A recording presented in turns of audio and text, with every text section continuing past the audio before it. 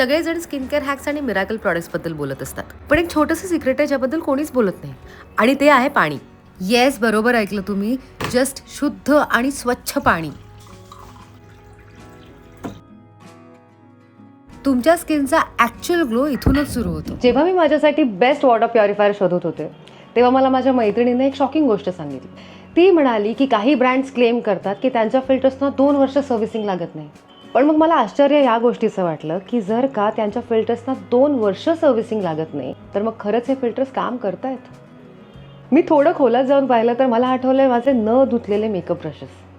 म्हणजे तुम्ही ते वापरत राहू शकता, but then eventually it shows clogged bristles, uneven application आणि खूप सारं बिल्डअप. आता फिल्टरसुद्धा तसंच काम करतात.